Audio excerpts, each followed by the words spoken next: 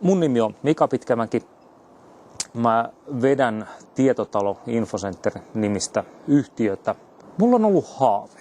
Se haave on kiivetä maailman katolle, eli maailman korkeimman vuoren huipulle, Mount Everestille, 8850 metriä.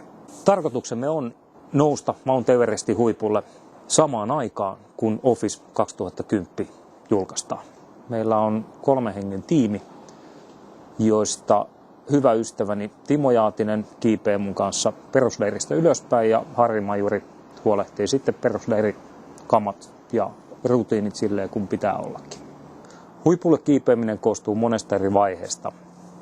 Ensimmäinen vaihe on itse asiassa siirtyminen perusleiriin, jonka aikana kiipeilijät akklimatisoituu eli tottuu korkeaseen ilmanalaan.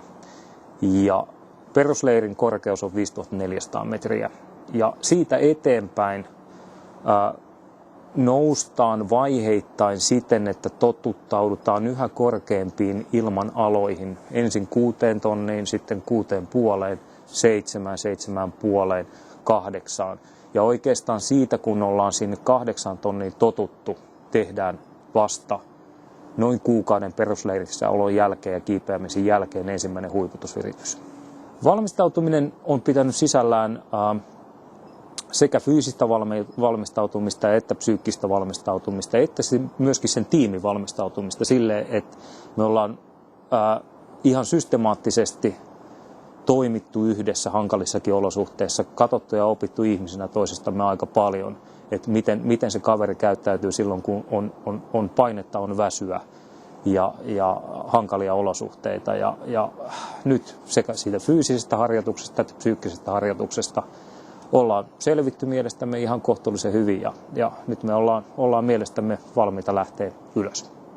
Tietotalossa me ollaan käytetty Microsoft-projektia jo usean vuoden ajan ihan työn ohjaukseen, tehtävien jakamiseen, aikatauluttamiseen, resurssointiin ja sitten myöskin salkuhallintaan, kun monia projekteja yhtä aikaa menossa, että ne luvatut aikataulut pitää.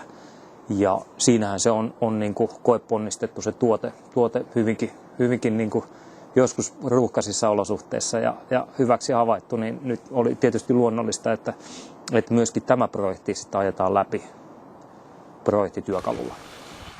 Ihan just ei tule kyllä Microsoft Project mieleen, mutta kyllä se aika paljon on jeesannut, että tässä nyt ylöspäin mennään. Halutessasi voit itse katsoa ja analysoida projektisuunnitelmaamme avaamalla sen viereisestä linkistä.